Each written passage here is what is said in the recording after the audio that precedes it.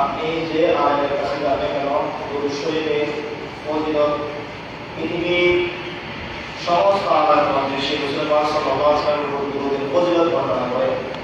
আলেম শেষ হয়ে যাবে, ফজিলত শেষ হবে না। ফজিলত কি হবে? শেষ হবে না। এত ফজিলতপূর্ণ জিনিস। কারণ এত ফজিলত হওয়ার কারণ হলো এটা আল্লাহর নিজস্বই ইলাহি আল্লাহর আমল সুবহানাল্লাহ। সেই জন্য এটা হবে কি আছে ফজিলত বেশি, বরকত বেশি। মুহাব্বত নিয়ে বলে আল্লাহুম্মা সাল্লি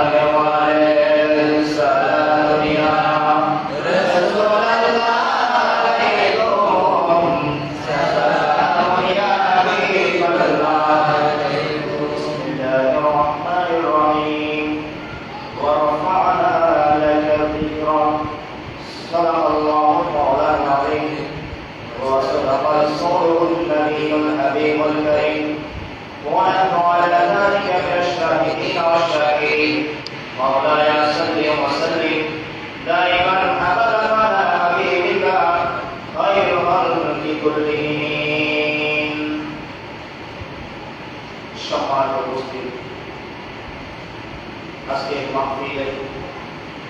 মাহফিলের প্রধান আলোচক আপনাদের সকলের সুপরিচিত এসকেএমআর ইয়াসিন শাহ তাহফিজুল কোরআন সুন্নিয়া মাদ্রাসা সুপার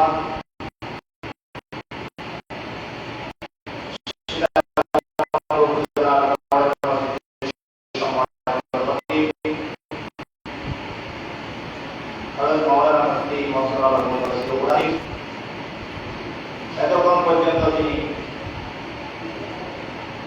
মাগরিবের নামাজের পর থেকে আপনাদের সঙ্গে আলোচনা করেছেন অত্র মসজিদের সম্মানিত ইমাম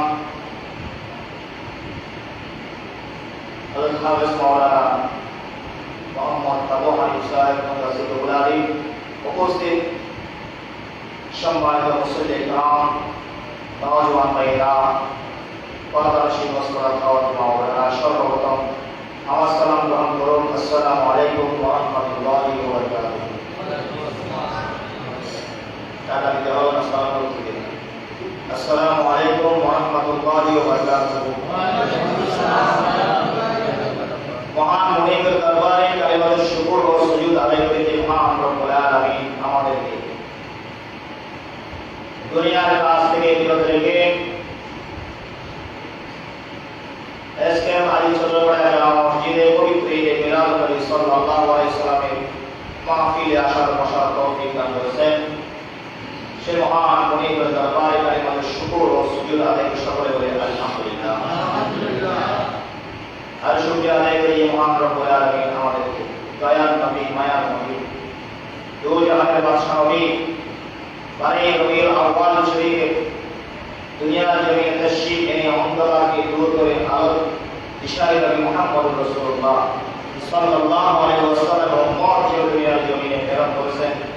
সেই নবীর কদম মোবারকে লাখো কোটি দরুদ সালাম হাদিয়া প্রেরণ করে সকলে বলে সাল্লাল্লাহু আলাইহি ওয়াসাল্লাম। মিলাদুন নবী মাহফিল আজকে জিনিস না, এটা আজকের জিনিস। মিলাদুন নবী মাহফিল যেদিন থেকে আমার নবী দুনিয়ার জমিনে আগমন করেছেন সেদিন থেকে মিলাদুন নবী না। মিলাদুন নবী যেদিন আল্লাহ রব্বুল আলামিন আমার নবীকে সৃষ্টি করেছেন সেদিন থেকে মিলাদুন নবী আল্লাহ রব্বুল আলামিন লৌহে মাহফুজের মধ্যে আল্লাহ রব্বুল আলামিন আমার আপনার নবীর মিলাদুন নবী উদযাপন করেছেন। সুবহানাল্লাহ। মিলাদুন নবী আজকের জিনিস নয়। আল্লাহ রব্বুল আলামিনের কাছে নবীর আগমন এটা এত গুরুত্বপূর্ণ জিনিস, এত গুরুত্বপূর্ণ বিষয়, সেটার জন্য আল্লাহ রব্বুল আলামিন রূহ জগতের মধ্যে সমস্ত নবী রাসূলদেরকে একত্রিত করে দুনিয়ার জমিনে প্রেরণ করবেন। সমস্ত নবী রাসূলদেরকে প্রেরণ করার সময় আমরা যখন দুনিয়ার মধ্যে কোন ব্যক্তি রাজনীতি করতে আসে, নির্বাচন করতে আসে, তার কিছু এলাকার মানুষের কাছ থেকে দিয়ে যায়, পরিস্থিতি দিয়ে যায়, আমি নির্বাচিত হলে এই কাজ করবো, এই কাজ করবো, ঠিক কিনা বলে কিনা?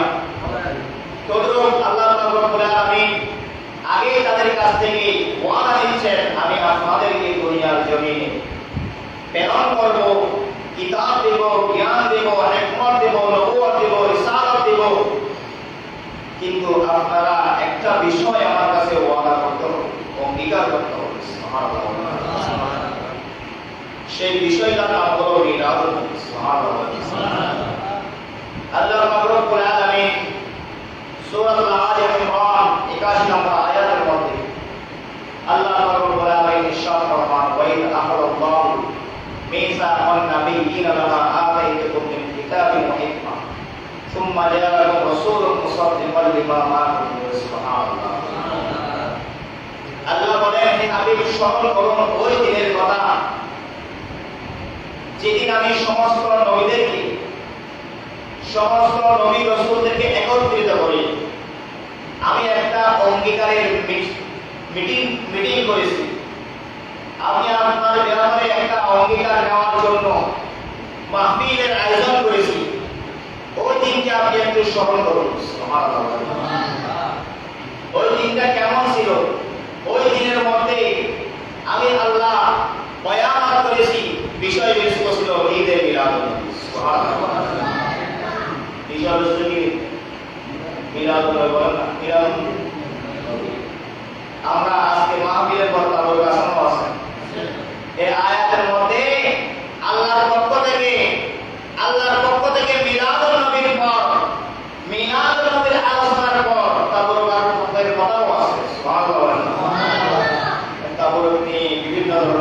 ক্ষমতা চলে। আবার অনেক আছে তাবুর খাইগুলো দরকার আছে, তাবুর খাইগুলো দিয়ে বিরাট তাবুর উপরে তো মিলাদুল নবী না, তাবুর উপরে তো মিলাদুল নবী নয়।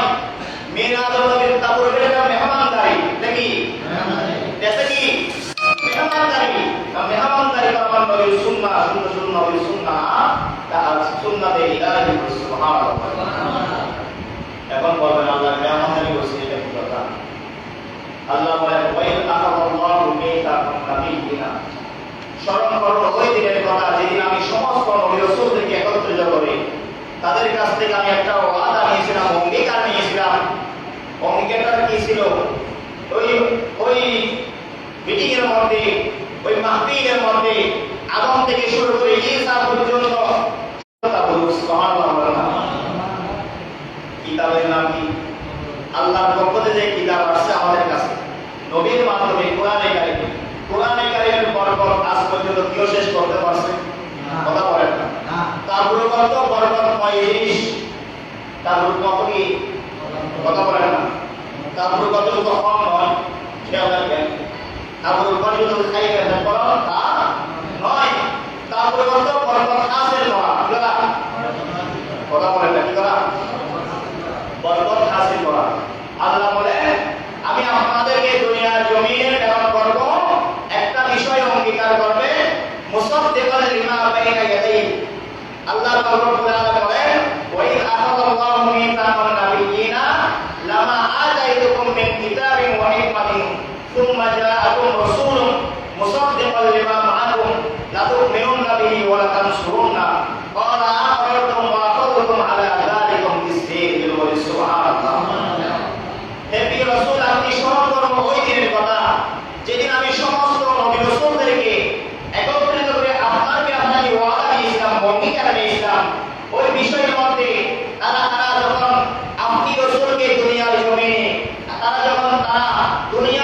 প্রেরণ করার পর তাদেরকে আমি কিতাব দেব, জ্ঞান দেব, হিকমত দেব, তাদেরকে রিসালাত দেব, নবুয়ত দেব, এটা বলে বলার পর তারা আমার কাছে অঙ্গীকার করেছে।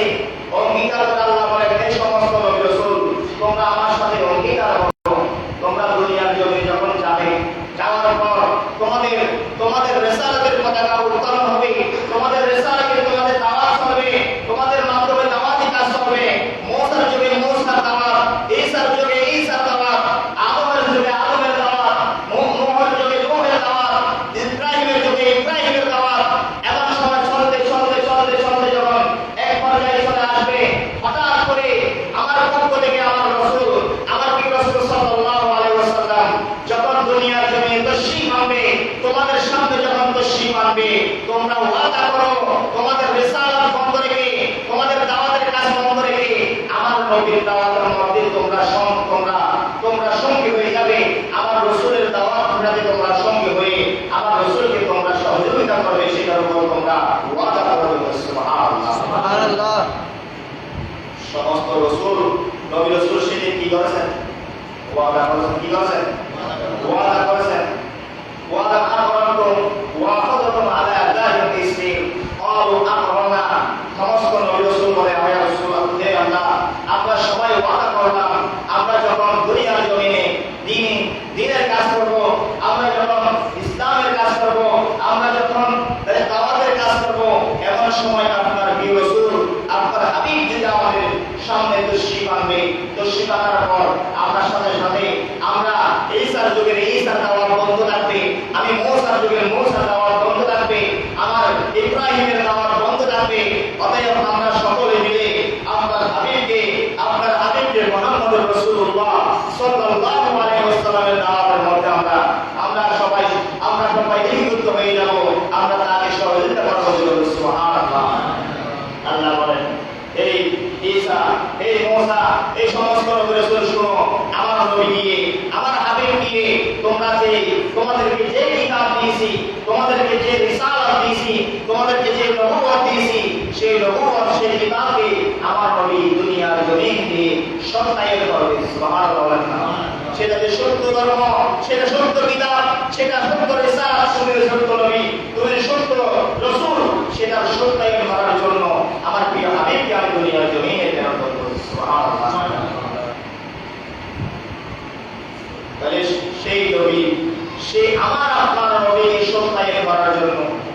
আর কোন নবী রাসূল পাঠাই নাই। কারণ কেন? দ্বিতীয় নবী রাসূল পাঠাইলে আমার নবীর পর আরেকজন নবী থাকতো, ঠিক কিনা বলেন না? ইমামুল আম্বিয়া আমার নবী ইমামুল আম্বিয়া ওয়াল মুরসালিন, আমার নবী ইমামুল মুত্তাকিন, ইমামুল আম্বিয়া ওয়াল মুরসালিন। এটা কোন নবীর উপাধি হতে পারে না। সেটা আমার আপনার নবীর উপাধি, তা অন্যান্য নবীকে আল্লাহ তাআলা উপাধি দেয় নাই। সেই জন্য আমার নবীকে দুনিয়ার জমিনে প্রেরণ করে।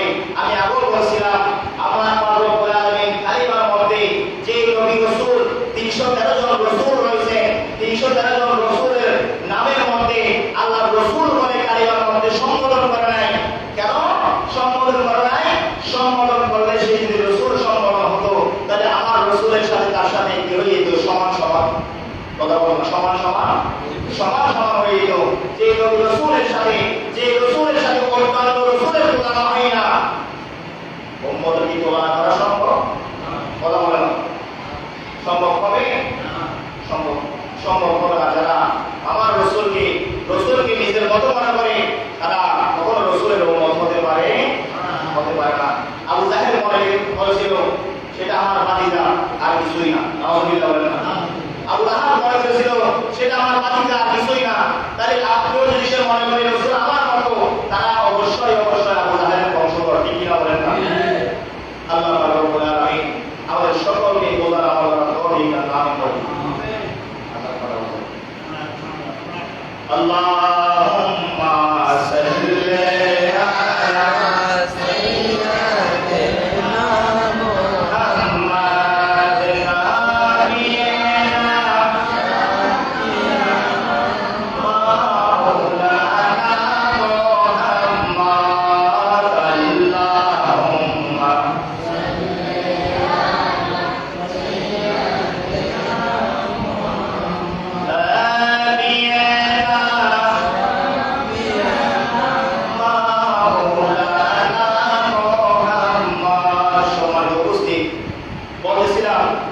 সমস্ত নবী রাসূল আল্লাহর সঙ্গে ওয়াদা করেছেন। কি করেছেন? ওয়াদা করেছেন এই বিষয়ের উপর, যে বিষয়টা হলো আমার আপনার নবী দুনিয়ার জমিনে তশরীফ আনবে, তাদের সামনে আসার সাথে সাথে তাদের দাওয়াত দিতে, তাদের নবুয়ত বন্ধ করবে, তাদের নবুয়তের দরজা, তাদের নবুয়তের দাওয়াত বন্ধ করে দিবে, রিসালাতের দরজা দাওয়াত বন্ধ করে দিয়ে তার সাথে সাথে আমার নবীর উপর ঈমান আনবে। সুবহানাল্লাহ বলেন না? ঈমান আনবে। শুধু ঈমান আনবে তাই না, নবীরা ঈমান আনবে তাই না, তাদের উম্মতরা পর্যন্ত আমার আপনার নবীর উপর ঈমান নিয়ে আসবে। সুবহানাল্লাহ। যখন আমার নবী এই আয়াতের মধ্যে তাফসীর করেছেন, তাফসীর করতেছেন, শুধু তাই না, মুহাম্মদ সাল্লাল্লাহু আলাইহি ওয়াসাল্লামের দাওয়াত যখন শুরু হয়ে গেল, অন্যান্য নবীর উম্মত দুনিয়ার জমিনে ছিল, তারা অন্যান্য নবীর আমল করতে পারবে না। অন্যান্য নবীর আমল করলে তারা কখনো ঈমানদার হতে পারবে না। হযরত ওমর রাদিয়াল্লাহু তাআলা আনহু একদিন তাওরাত কিতাবের কিছু পাতা পড়তেছেন। কি পড়তেছেন? কথা বলেন না। তাওরাত কিতাবের পাতা পড়তেছে এমন সময়ের মধ্যে আমার আপনার রাসূল খেয়াল করে বলে, হে ওমর, তুমি কি করতেছো? আল্লাহ রাসূল সাল্লাল্লাহু আলাইহি ওয়াসাল্লামের সাহাবী বলে, ইয়া রাসূলুল্লাহ, আমি একটু তাওরাত কিতাবের পাতাগুলো পড়তেছি। আল্লাহ রাসূল সাল্লাল্লাহু আলাইহি ওয়াসাল্লাম বলেন, এটা এখন পড়ার সময় না, এটা এখন পড়ার সময় সুযোগ আর নাই। যেখানে আল্লাহ পাক রব্বুল আলামিনের শ্রেষ্ঠ কিতাব কুরআনে কারীম দুনিয়ার জমিনে চলে আসছে, যে জায়গার মধ্যে শ্রেষ্ঠ নবী রাসূল দুনিয়ার জমিনে চলে আসছে, এই জায়গার মধ্যে অন্যান্য রাসূলের কিতাব দুনিয়ার জমিনে আর চলবে না। সেটার উপরে ঈমান আনতে হবে। সেটার উপরে কি আনতে হবে? ঈমান আনতে হবে। সেটা আসমানি কিতাবের কিতাবে বিশ্বাস রাখতে হবে। আমানতু বিল্লাহি ওয়া মালাইকাতিহি ওয়া কুতুবিহি তিন নম্বর ঈমান। আপনাকে আসমানি কিতাবের উপরে রাখতে হবে, ঈমান আনতে হবে। সেটার উপর আমল চলবে না। কথা বলবেন, চলবে না। আমল চলবে কোরআনে কারিমের আমল চলবে আমার রাসূলের সুন্নাতের আমল চলবে আমার রাসূলের হাদিসের আমল। আল্লাহ পাক রব্বুল আলামিন ওই আমার রাসূল সাল্লাল্লাহু আলাইহি ওয়াসাল্লাম হযরত ওমর রাদিয়াল্লাহু আনহু বলেন, ওমর, তুমি আর তাওরাত কিতাবের পাতার পরিমাণ তুমি যত বেশি পারো কোরআনে কারিমের সূরাগুলো তেলাওয়াত করো। সুবহানাল্লাহ। কোরআনে কারিমের যে বরকত আল্লাহ দিয়েছেন, সেই বরকত অন্যান্য সমস্ত কিতাব পড়ার বরকত, সেই বরকত পাওয়া যাবে না। আল্লাহ পাক রব্বুল আলামিন আমাদের সকলকে বোঝার আমাদের তৌফিক দান করেন। আল্লাহ পাক রব্বুল আলামিন যখন সমস্ত নবী রাসূলরা যখন ওয়াদা করেন, আল্লাহ বলেন ক্বালু আকরানা ক্বালা ফাশহাদু ওয়া আনা মাআকুম মিনাশ শাহিদিন। আল্লাহ বলেন হে আমার নবী রাসূল শুনো, আমরা তো যখন তোমরা একে অপরের সাথে তোমরা ওয়াদা করলে, আল্লাহ বলেন হে আদম তোমরা একে অপরের সাক্ষী হয়ে যাও, তোমরা যে ওয়াদা করছো অঙ্গীকার করছো তোমরা একে অপরের সাক্ষী হয়ে যাও। আদম তুমি ঈসার সাক্ষী হও, ঈসা তুমি মুসার সাক্ষী হও, মুসা তুমি ইব্রাহিমের সাক্ষী হও, এভাবে তোমরা একে অপরের সাক্ষী হয়ে যাও।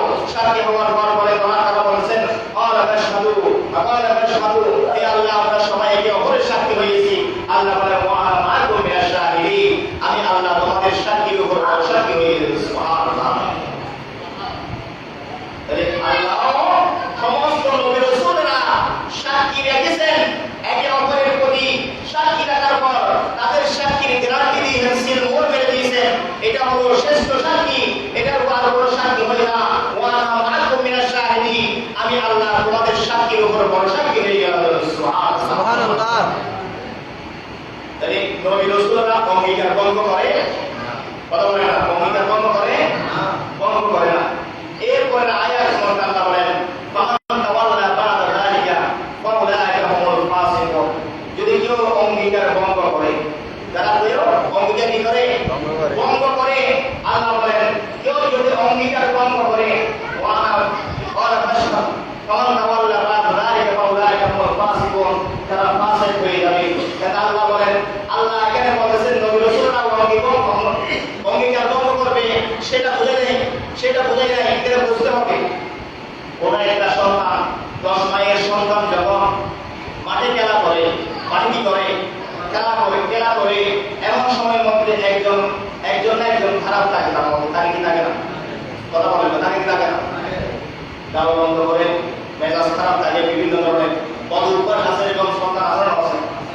এই ধরনের কারণে একটার কারণে 10 জনের কি হয় বদনামি কথা বলেন, বদনামি হয়। সেজন্য যার সন্তান ভালো তার মা তাকে সতর্ক করে কি করে সতর্ক করে, তুমি যদি চুরি করো, তুমি যদি গাল বন্ধ করো, তোমার জিহ্বা কেটে ফেলবো, তোমার জিহ্বা কি করবো কথা বলেন, তোমার জিহ্বা কি করবো কেটে ফেলবো। তুমি গাল বন্ধ করলে, তুমি চুরি করলে হাত কেটে ফেলবো। তার মানে তার সন্তান চুরি করে না, ওই সুরের সাথে মিশতে, তার সাথে সুরের সাথে সঙ্গ দিলে তাহলে তার সঙ্গ না দেওয়ার জন্য তার মা তাকে সতর্ক দিচ্ছে। এখানে আল্লাহ জানে নবী রাসূলরা অঙ্গীকার ভঙ্গ করবে না। যারা অঙ্গীকার ভঙ্গ করবে দুনিয়ার জমিনে, নবী রাসূলদেরকে সামনে রেখে আল্লাহ যারা দুনিয়ার যে বান্দারা অঙ্গীকার ভঙ্গ করবে তাদেরকে আল্লাহ সতর্ক করে দিচ্ছে, তোমরা যদি আমি আল্লাহর সাথে অঙ্গীকার ভঙ্গ করো তাহলে আমি আল্লাহ তোমাদেরকে ফাসিকদের কাফেরদের অন্তর্ভুক্ত করে নেব, তাহলে তোমরা কখনো আমি আল্লাহর শাস্তি থেকে তোমরা কখনো রেহাই পাবে না। আল্লাহ সতর্ক করে দিচ্ছে অঙ্গীকার ভঙ্গ না করার জন্য, ঠিক কিনা বলেন? তাহলে নবী রাসূলরা অঙ্গীকার ভঙ্গ করে না। আল্লাহ রাব্বুল আলামিন আমাদের সকলকে রাসূল পাক সাল্লাল্লাহু আলাইহি ওয়াসাল্লামের শান ইজ্জত দান তৌফিক আমরা আমিন বলি। আমরা